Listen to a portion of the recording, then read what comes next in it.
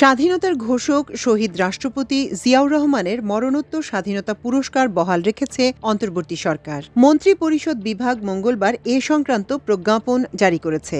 একই প্রজ্ঞাপনে চলতি বছরের স্বাধীনতা পুরস্কারের জন্য মনোনীত ৭ জনের নাম ঘোষণা করেছে।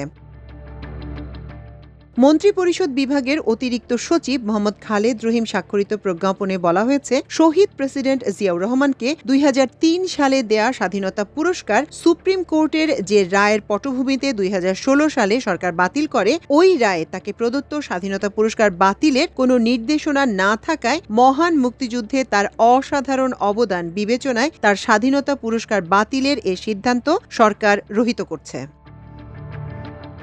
প্রসঙ্গত, পতিত শেখ হাসিনা সরকারের সময় ২০১৬ সালে জিয়াউর রহমানের স্বাধীনতা পুরস্কার প্রত্যাহারের সিদ্ধান্ত নেয় এ সংক্রান্ত মন্ত্রিসভা কমিটি। এর আগে আওয়ামী লীগের শীর্ষ নেতা ও মন্ত্রীরা জাতীয় সংসদ সহ বিভিন্ন স্থানে বক্তৃতায় জিয়াউর রহমানের স্বাধীনতা ঘোষণা, মুক্তিযুদ্ধের সেক্টর কমান্ডারের দায়িত্ব পালন, বীর উত্তম খেতাব নিয়ে আপত্তিকর ও অশালীন মন্তব্য করেন।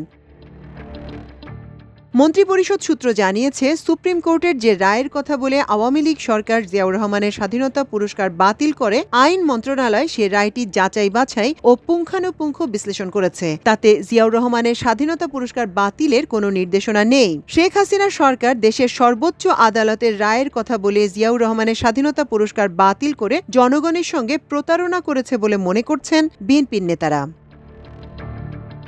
এদিকে জাতীয় পর্যায়ে গৌরবোজ্জ্বল ও কৃতিত্বপূর্ণ অবদানের স্বীকৃতি হিসেবে ৭ জন বিশিষ্ট ব্যক্তিকে ২০২৫ সালে স্বাধীনতা পুরস্কারের জন্য মনোনীত করেছে সরকার। তাদের মধ্যে ৬ জনকে মরণোত্তর পুরস্কার দেয়া হবে। এবার বিজ্ঞান ও প্রযুক্তিতে অধ্যাপক জামাল নজরুল ইসলাম এবং সাহিত্যে মীর আব্দুস শুকুর আল মাহমুদ স্বাধীনতা পুরস্কার পাচ্ছেন।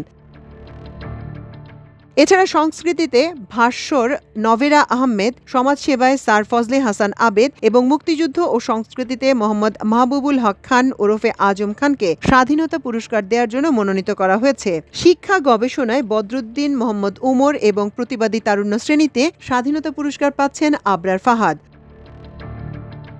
উল্লেখ্য, ২৬শে মার্চ স্বাধীনতা দিবস উপলক্ষে সরকার ১৯৭৭ সাল থেকে প্রতি বছর স্বাধীনতা পুরস্কার দিয়ে আসছে। এটি দেশের সর্বোচ্চ রাষ্ট্রীয় পুরস্কার। স্বাধীনতা পুরস্কার প্রাপ্ত ব্যক্তিকে ৫ লাখ টাকা, ১৮ ক্যারেট মানের ৫০ গ্রামের স্বর্ণপদক, পদকের একটি রেপ্লিকা ও একটি সম্মাননাপত্র দেয়া হয়। এর আগে পুরস্কার প্রদান সংক্রান্ত উপদেষ্টা কমিটির এক বৈঠক শেষে পরিকল্পনা উপদেষ্টা ড ওয়াহিদুদ্দিন মাহমুদ সাংবাদিকদের বলেন, গতানুগতিক ধারা থেকে বেরিয়ে এসে এবার ব্যতিক্রমী কিছু মানুষ স্বাধীনতা পুরস্কার পাচ্ছেন। এ সময় আইন, বিচার ও সংসদ বিষয়ক উপদেষ্টা অধ্যাপক ড আসিফ নজরুল সাংবাদিকদের এক প্রশ্নের জবাবে বলেছেন, আগে স্বাধীনতা পুরস্কার দেওয়ার ক্ষেত্রে দলগত ও গোষ্ঠীগত সিদ্ধান্ত নেওয়া হতো। আগের সরকারের আমলে র্যাবের মতো বিতর্কিত প্রতিষ্ঠানকেও দেশের সর্বোচ্চ এই পুরস্কার দেওয়া হয়েছিল।